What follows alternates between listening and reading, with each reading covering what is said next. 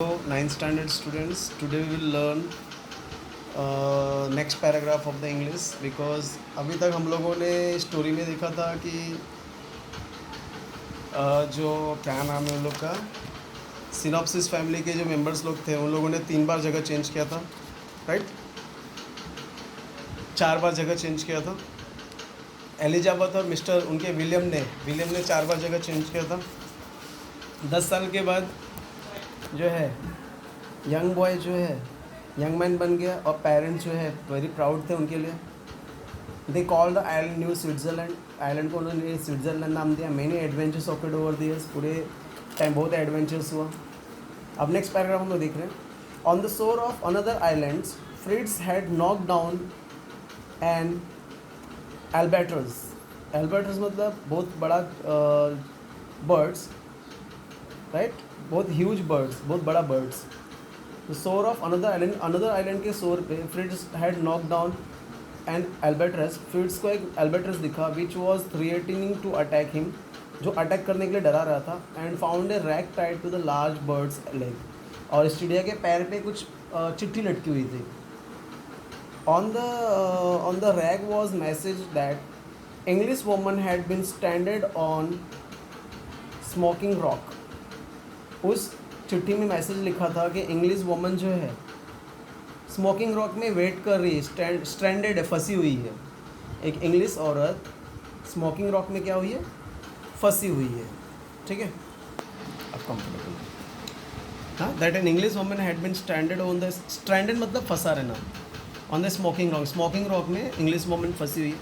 फ्रिट्स had no idea how old are the message was. Fritz को ये नहीं पता था कि मैसेज कितना जुना है। His father suggested that smoking rock sounded like a reference of volcano. उसके पिताजी ने बोला स्मोकिंग रॉक मतलब वॉल्केनो हो सकता है, क्योंकि वॉल्केनो में से हमेशा धुआं आते रहता है। Since there were no volcanoes in the vicinity, the bird might have come from the 100 miles away. लेकिन यहाँ पे तो ऐसा कोई वॉल्केनो है नहीं, इसका मतलब चिड़िया बहुत लंबे से आई रहेगी। However, Fritz felt that someone needed his help and he was determining to do his best to find the sender. लेकिन फ्रिट्स ने ये महसूस कर लिया कि किसी को उसकी ज़रूरत है और उसने डिसाइड कर लिया था कि मैं उसका हेल्प ज़रूर करूँगा, बराबर। Before returning home he had written his own note on the rag, retied it to the albatross leg and had watch the birds fly of.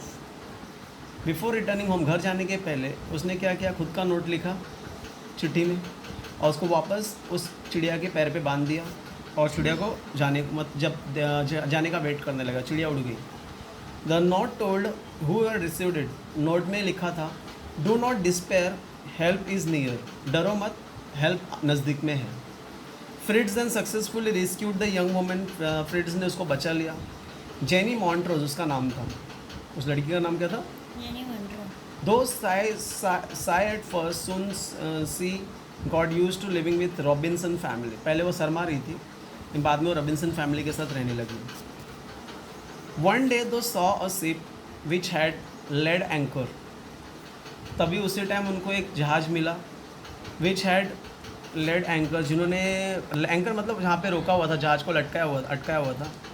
N encampment had been set up on one of the smaller island पे encampment मतलब क्या? एक camp जैसा चल रहा था। After checking the people through their spyglass, Fritz and his father decided to announce themselves after they had returning home and cleaned it up.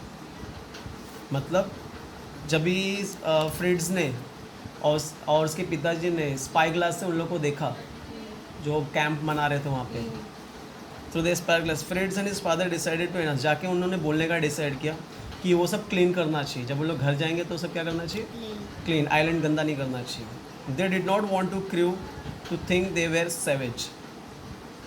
They did not want to crew to think they were savage. वो crew को ये नहीं जताना चाहते थे कि वो लोग गुलाम हैं।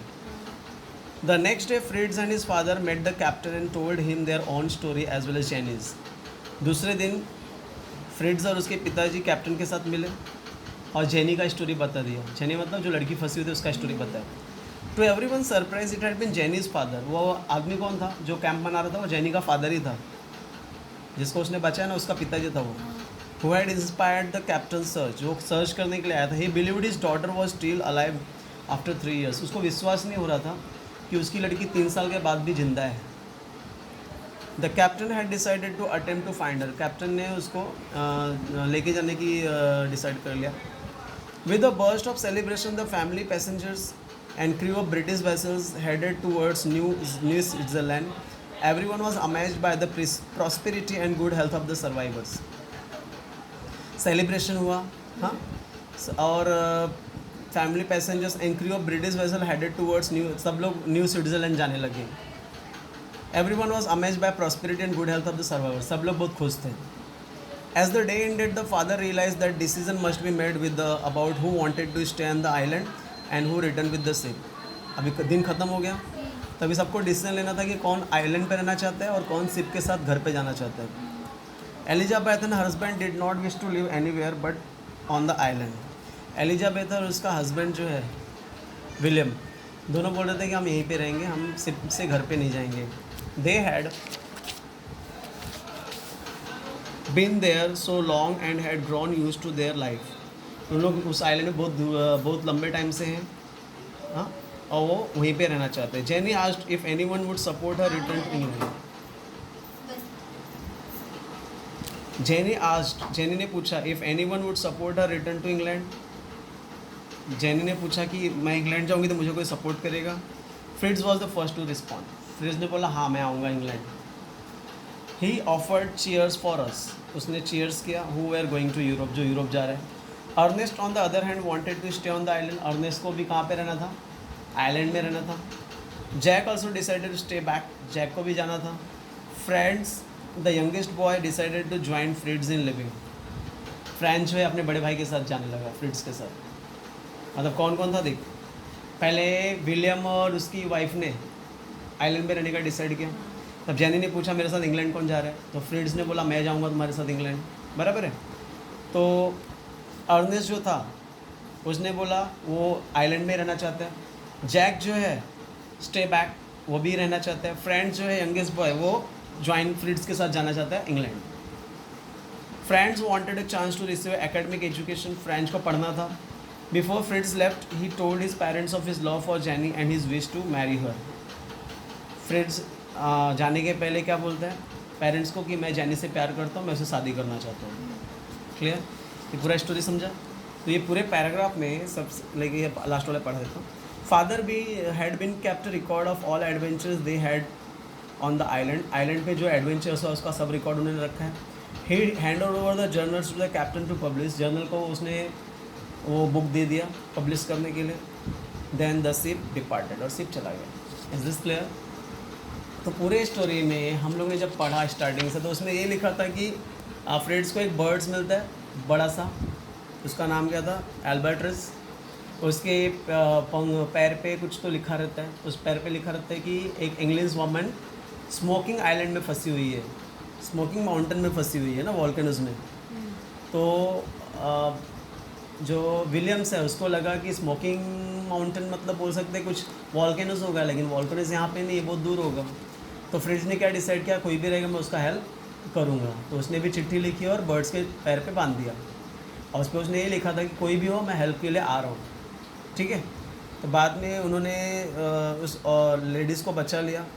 ठीक है, समझ में आई कि नहीं. वही लिखा है ना, सम नीडेड टू हेल्प. तो बाद में fly off the Fritz then successfully rescued the young woman. Woman ने जेनी पॉइंटर्स को बचा लिया और रॉबिन्सन फैमिली के साथ रहने लगी. तभी जेनी फ्रिट्ज और उसके पिता देखा कि कोई आइलैंड पे कैंप लगाया हुआ है, राइट, बराबर. और तभी जब मालूम पड़ा कि कैंप में जो कैप्टन है, जो शिप का कैप्टन है, वही क्या है, जेनी का फादर है. तो आपस में उन लोगों ने डिसाइड किया. तो कुछ लोग इंग्लैंड में गए, कुछ लोग वहीं पे रह गए, आइलैंड पे रह गए. तो विलियम और एलिजाबेथ आइलैंड पे रह गए थे, राइट.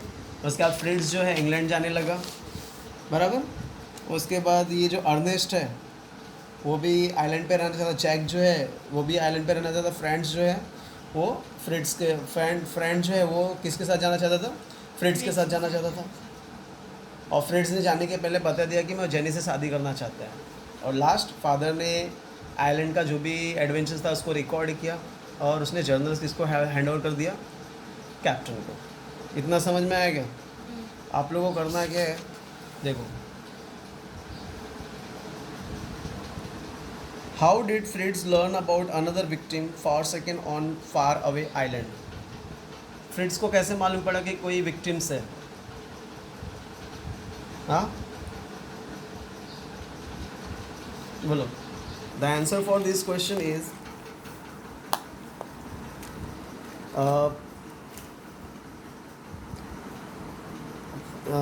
फ्रिट्ज यहाँ पे लिखना Fritz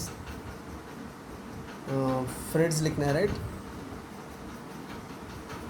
Fritz found a rag tied to the large bird's leg. On the rag was message that English woman had been stranded on the smoking rock.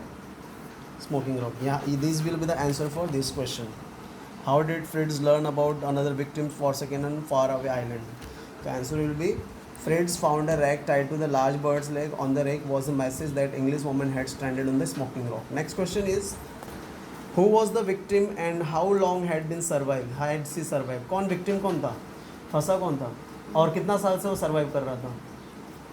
तो इसका Jenny Montrose was the victim. Jenny Montrose के बाद क्या लिखने का? Was victim, right? Johnny Montrose was victim and how long he survive? She survive. इसका answer and she survive for 3 years। The answer, your answer will be like that. पहला लिखने का Jenny Montrose was victim, Jenny Montrose was victim and 3 years she survived। वापस बोल दो, ध्यान से सुनो। Jenny Montrose was victim, 3 years she survived। Is this clear? Next, who is included in word everyone? Everyone was amazed। Question है, who is included in the word everyone in everyone was amazed? Everyone was amazed जो sentence लिखा है उसमें everyone में कौन कौन आता है? वापस बोल रहा हूँ, who is included in word everyone? Everyone was amazed. जो सेंटेंस में पैराग्राफ में everyone was amazed word use लिखा है उसमें एवरीवन मतलब कौन? तो इसका आंसर यहाँ पे लिखा है everyone was amazed by the prosperity. तो एवरीवन में कौन कौन आता है? Family, passenger and crew of British vessel. This 3 will be the answer for everyone. Family, passenger and crew of British vessels included in everyone। Is this clear? वापस repeat कर रहा हूँ। फैमिली, आंसर कैसे लिखना है बता रहा हूँ। Family, passenger and crew of British vessel was included in word everyone। Is this clear? Next question. Question is, how does the adventure come to happy end? Adventure का end कब हुआ? The answer for this question is written in down with the pencil। Question वापस repeat कर रहा हूँ। How does the adventure come to happy end? Adventure का happy end कैसे हुआ? तो this are the answer. Jenny married with Fritz, Jenny ने Fritz से शादी कर लिया। मैरिड, हाँ, MARRIED, स्पेलिंग करेक्ट लिख देता हूँ, MARRIED, ठीक है। Jenny married with Fritz. Ernest and Jack lived in island. Ernest और जैक किस में रहने लगे? आइलैंड में रहने लगे। And friends join Fritz for England. वापस बोल रहा हूँ, Jenny married with Fritz, Jenny ने फ्रिट्स से शादी किया। अर्नेस्ट और जैक आइलैंड में रहने लगे और friends join Fritz for England. Friend ने फ्रिट्स को ज्वाइन किया इंग्लैंड के लिए। Is this clear? तो for today's homework you have to write the answer of this question, this question, this question and this 3 word meaning you have to prepare. Albatross, standard and vicinity. Albatross का मतलब होता है large long wing sea bird. Stranded का मतलब left alone helpless and vicinity का close to. हाँ, this 3 question answer and this 3 word meaning and along with that, along with this question answer मैंने pencil से लिखा हुआ है। Is this clear? आप चाहिए तो स्क्रीनशॉट ले लो, पेंसिल से लिखा हुआ है। तो today for today's homework you have to complete 4 question answer and 3 word meaning. If any doubt is there please ask. Thank you, have a great day.